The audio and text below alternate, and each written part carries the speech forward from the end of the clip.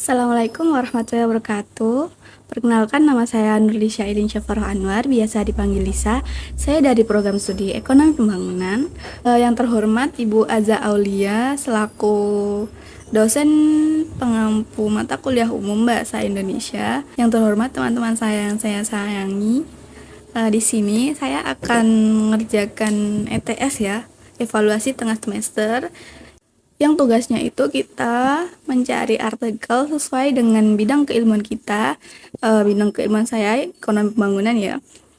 Terus di artikel itu kita mencari kesalahan berbahasa. Jadi intinya itu kita mereview artikel tersebut. Oke, tidak lama-lama kita langsung mencari kesalahan bahasa pada artikel yang saya temukan. Jadi pertama-tama, apa sih kesalahan berbahasa itu? Kesalahan berbahasa yang dimaksud itu kesalahan penulisan ejaan, penggunaan tanda baca, pemakaian huruf kapital dan lain-lain. Intinya itu. Oke, langsung saja ya. Sini saya akan membaca artikelnya. Oke. Judulnya itu, apa sih itu program studi ekonomi pembangunan? Oke. Biar kalian tahu ya, apa sih ekonomi pembangunan itu. Oke. Hai Sobat FEB UMSU yang is the best. Nah, ini nih dari awal-awal. Mungkin sobat itu bahasa gaul ya, yang digunakan untuk menarik perhatian pembaca untuk membaca artikel ini. Is the best juga termasuk bahasa gaul karena awalnya itu memakai bahasa Indonesia dan dilanjut memakai bahasa asing yaitu bahasa Inggris. Oke, lanjut. Hari ini kita sedikit akan membahas tentang ekonomi pembangunan ataupun yang sering kita sebut EP. Menurut saya kalimat ini ya kurang efektif, jadi bisa diubah seperti ini. Hari ini kita akan sedikit membahas tentang ekonomi pembangunan atau yang sering kita sebut EP. Jadi dibalik katanya itu.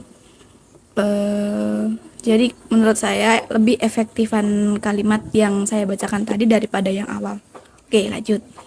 Ekonomi pembangunan itu adalah salah satu bagian dari ilmu ekonomi, lebih spesifik mempelajari tentang pembangunan yang telah terjadi, sekarang sedang terjadi, dan akan terjadi di negara berkembang termasuk Indonesia ini. Oke, sejauh ini ada ya? Nggak ada ya? Lanjut. Pembangunan tersebut mencakup industri, perbankan, keuangan, serta bisnis. Nah, ini. Ada yang tahu nggak kesalahannya apa? Ya betul, nggak ada titiknya. Jadi teman-teman, titik itu mempengaruhi adanya suatu kalimat atau paragraf. Jadi dengan tidak adanya titik itu tidak akan menjadi suatu kalimat ataupun suatu paragraf. Jadi titik itu penting sekali teman-teman. Ini tidak ada titiknya berarti tidak akan menjadi suatu paragraf. Oke, ini salah ya.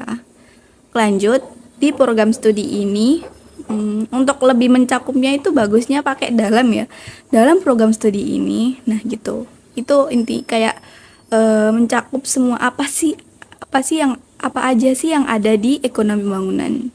Jadi dalam program studi ini sobat akan dipersiapkan untuk dijadikan perencana bidang pembangunan ekonomi sehingga bisa turut andil terciptanya kesejahteraan. Oke. Dan di mana ekonomi pembangunan ini mencakup ini ya, mana itu termasuk keterangan tempat ya teman-teman. Jadi di mana itu D-nya dipisah karena D-nya ditambah keterangan tempat, jadi di mana itu harusnya dipisah. Oke, lanjut. Dan di mana ekonomi pembangunan ini mencakup perumusan teori dan metode yang menentukan kebijakan dan praktik serta bisa diterapkan di tingkat domestik maupun internasional. Kira-kira nih teman-teman, bahasa bakunya praktik itu praktik atau praktek ya? Yang bener yang mana? Oke, betul. Bahasa yang baku itu praktik ya. Praktek itu kata yang tidak baku dari praktik. Yang bener dalam KBBI itu praktik ya, teman-teman. Oke, lanjut. Bidang-bidang penting yang dianalisis dalam ekonomi pembangunan. Nomor 1, masalah pembentukan modal, investasi. 2, masalah perdagangan luar negeri, ekspor dan impor. 3, masalah pengerahan tabungan, masalah pendidikan dan peranannya dalam menciptakan pembangunan. Nah, ini Ini sepertinya jadi poin 4 ya, yang masalah pendidikan ini. Soalnya ini akhirnya tertitik. Kalau misal ini gabung nomor 3, harusnya ini adalah koma, dan masalahnya itu tidak memakai huruf kapital gitu. Mungkin adminnya lupa tekan enter ya. Oke, lanjut. Program studi S1 Ekonomi Pembangunan didesain untuk menghasilkan lulusan yang bisa beradaptasi di lingkungan kerja baik di sektor publik maupun sektor swasta, yang dimana memiliki skill berwirausaha. Oke, dimana ini pisah ya teman-teman, ingat dimana itu keterangan tempat. Oke. Lanjut, lulusan ini akan mendapatkan gelar sarjana ekonomi SE. Lanjut, mengenal kondisi perekonomian dengan baik sehingga saat merintis bisnis kita bisa memilih bidang yang tepat, kesempatan memperoleh gaji yang besar. Nah, ini nih, ini berbentuk poin ya, namun oleh penulisnya memakai titik bukan memakai koma. Harusnya memakai koma ya, karena ini tuh poin. Jadi kayak gini membacanya ya. Sehingga saat merintis bisnis bisa memilih bidang yang tepat, kesempatan memperoleh gaji yang besar, dan bisa belajar untuk berpikir secara rasional. Nah, jadinya ini tuh memakai tanda baca koma, terus awal hurufnya tidak memakai kapital gitu, karena ini berbentuk poin. Seperti itu yang teman-teman. Lanjut, belajar menjadi pribadi yang tekun, teliti, dan juga kreatif. Dah, contohnya seperti ini ya. Oke, lanjut. Ekonomi pembangunan merupakan bagian dari Fakultas Ekonomi yang mendalami isu pembangunan mulai dari industri, bisnis, keuangan, hingga perbankan. Maka, dilansir dari Kompas, lulusan dari jurusan Ekonomi Pembangunan juga dapat berkarir di bidang apapun, tidak hanya menjadi seorang ekonomi atau hanya bekerja di bank. Oke, saya ada nih. Berkarir, yang bahasa bakunya itu, kata bakunya itu karir pakai E atau karir aja ya? Yap, betul, pakai E ya. Bahasa bakunya itu karir pakai E.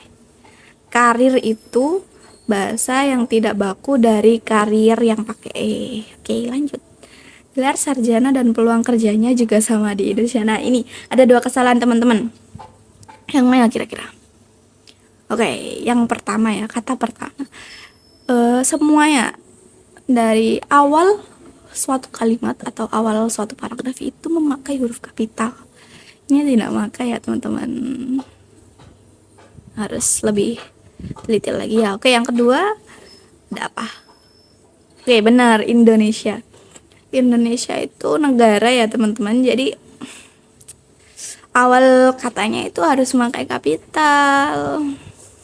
Sayang sekali ya. Oke, lanjut. Tapi jika secara konsep keilmuan berbeda, ekonomi pembangunan adalah cabang ilmu ekonomi yang membahas permasalahan kebijakan ekonomi di negara berkembang. Nah, ini menurut saya agak rancu ya bahasanya.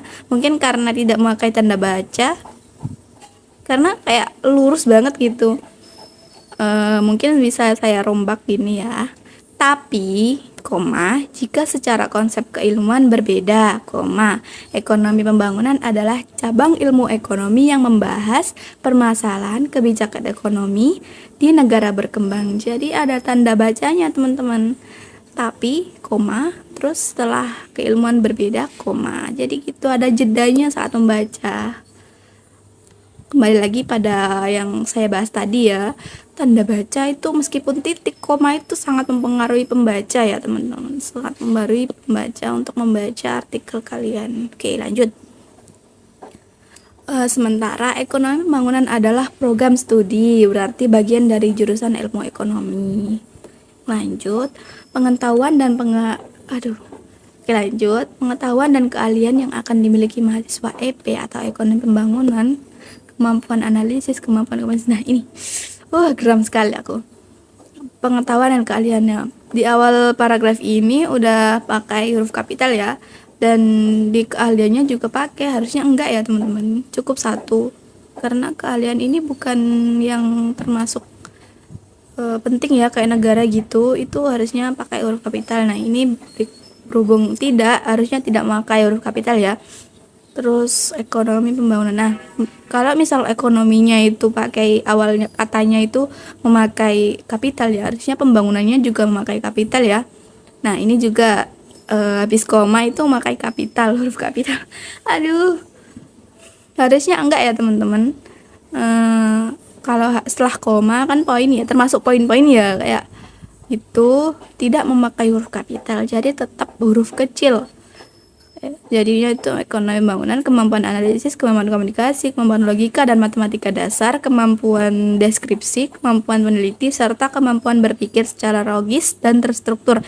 Ini tuh yang poin-poinnya awal katanya itu nggak pakai huruf kapital, jadi tidak memakai huruf kapital setelah koma ya teman-teman, ingat.